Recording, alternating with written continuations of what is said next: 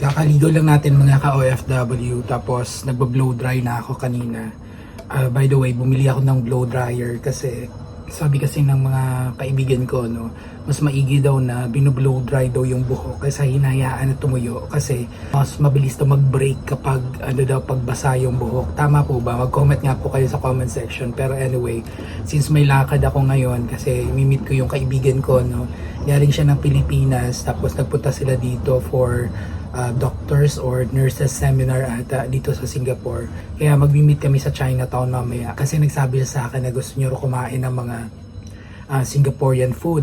Eh sa totoo niyan mga ka-OFW, puro lang ako hawker center. Wala talaga akong may recommend ng mga restaurant kasi hindi kagaya ng mga kaibigan ko, mga food vloggers na ang dami. So nagtanong ako sa chat group namin.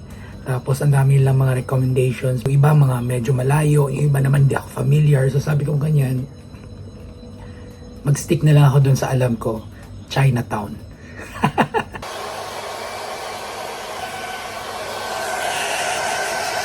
Okay, nakabihis na tayo mga ka-OFW. Magsusuot lang ako ng medyas. Itong medyas nabili natin to sa Uniqlo. Ang gusto ko kasi dun sa Uniqlo daming mga murang medyas, tapos siya, ang gaganda ng kulay. Kagaya nito, ito parang yellow na brown.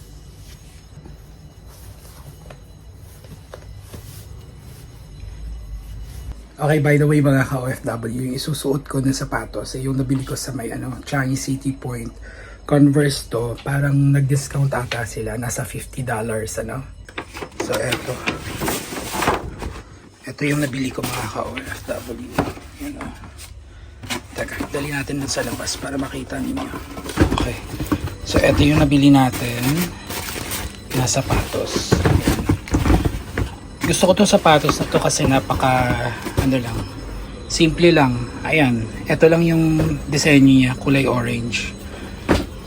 Ayan. Mahilig ako sa Converse mga ka-OFW na high cut. Meron akong parang katulad nito na design. Ito yung lagi kong sinusuot. Nabili ko pa to 2 years ago ata. Converse to. Discounted to mga ka-OFW, mga Chinese New Year 2 years ago. Tingnan nyo, okay na okay pa. Pero for today, ito yung susuot natin. Pero bawal tayo magsuot ng sapatos dito sa kwarto. So dadalhin ko to sa labas. Mag-aantay lang muna tayo ng bus dito mga ka-OFW. According dun sa app, parating na raw yung bus. Ayan na Nakita nyo ba? Kagandahan kasi dito sa Singapore mga ka-OFW, ayun yung bus. Malalaman mo kung ilang oras darating yung bus.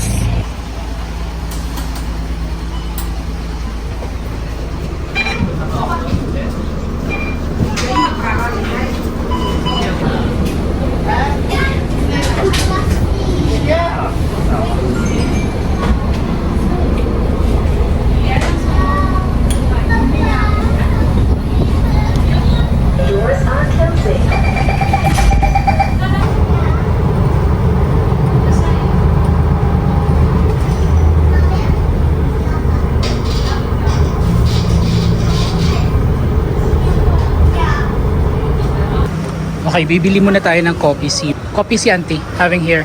Okay, coffee tea muna tayo mga ka-OFW. Thank you.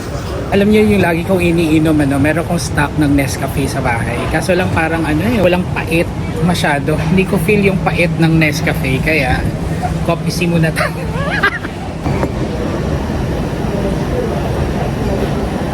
So mamaya pa naman yung meet up namin ng kaibigan ko sa Chinatown. So muna tayo. Magko-coffee tea muna tayo.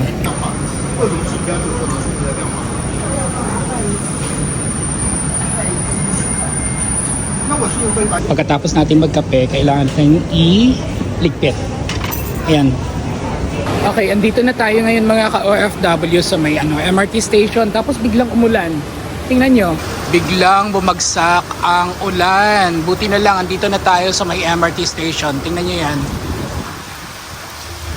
So, nag-aantay lang tayo ng train kasi papunta tayo ng Newton, Kasi nandito tayo mga ka-OFW. Papakita ko sa inyo yung mapa, Ayan, andito kasi tayo ngayon. Tapos, papunta tayo ng Chinatown, hindi ba? Nandito yung Chinatown. Asa na yung Chinatown na yan? Andito yung Chinatown. So bali eto, dire-diretso lang yan. Papunta tayo, bababa tayo ng hindi pala Newton, Dobigot tayo. Tapos lilipat tayo ng Purple Line, mapupunta tayo sa Chinatown. So ang sabi dito, yan, 39 minutes. Alam niyo ang kagandahan kasi dito sa Singapore, no? Kagaya nun, mula dito sa kinalalagyan natin papunta ng Chinatown, nasa 39 minutes. Parang hindi mo mararamdaman yung haba ng oras kasi ang ganda ng transportation system dito. Hindi kagaya halimbawa pag nasa probinsya ako, yung 39 minutes na yon parang ano yon, parang pupunta ako ng ibang bayan, ano, eh sasakay ako ng bus, lalo wala akong sasakyan, sasakay ako ng bus, sasakay ako ng tricycle, kaya bago ako makarating parang haggard na ako. Eh dito, kagaya nito mga ka-OFW, train lang kasi, nasa train ka la, so hindi mo ramdam na haggard ka talaga. Okay, andito na yung tren.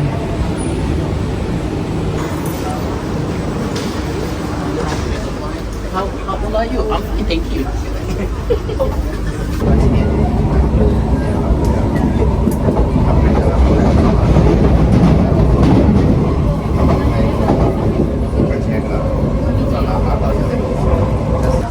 一顺，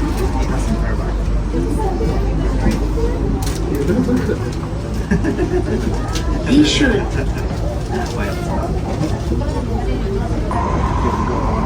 把下面的一样的意思，改变这边拉回去了，速度很慢。主要是现在这边没什么下。大坑里面是大坑里面那个两个，因为那边后来一晚上之后刚下班了，所以说就是走了很多。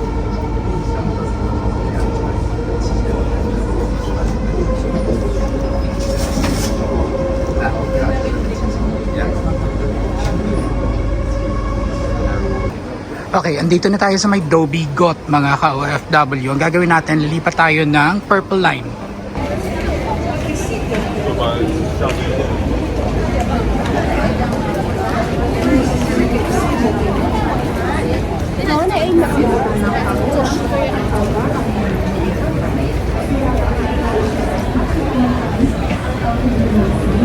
Actually, medyo busy ngayon mga ka-OFW. Ang daming tao.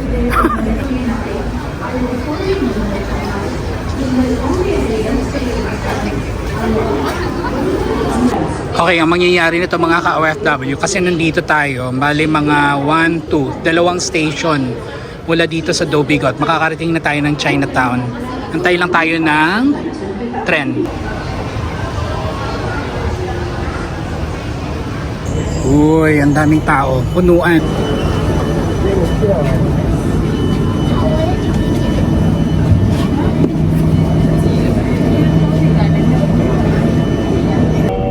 Chinatown Station， 牛车水，Please mind the gap， 请小心空隙。The Hattihat Union Platform， தயவு செய்து தடமிடை இடைவெளியில் கவனத்தில் கொள்ளுங்கள். Please do not lean against the doors.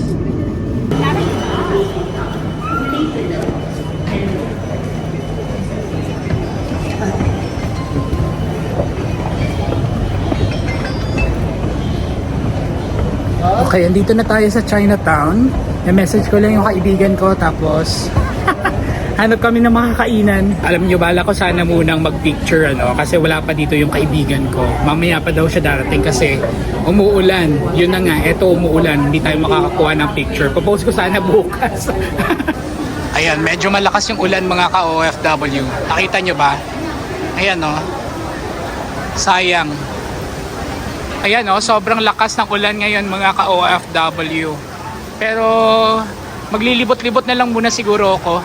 So nag-message kasi yung kaibigan ko, sabi niya mamaya pa daw siya darating kasi nga umuulan tapos wala siyang payong. So sabi ko sa kanya maglilibot-libot na lang muna ako dito. Pero eto mga ka-OFW, hindi ko alam kung parte ba talaga to ng disenyo nitong t-shirt na to. Gusto kong kunin kasi parang feeling ko parang sticker to. Kaya tingnan nyo, parang nabukhang yung damit natin. Pero iyaan natin, okay na yan. Okay, habang nag-aantay sa aking kaibigan, maglilibot-libot muna ako dito mga ka-OFW dito sa may China Point. Kasi ang dami dito mga mga pwedeng mabili.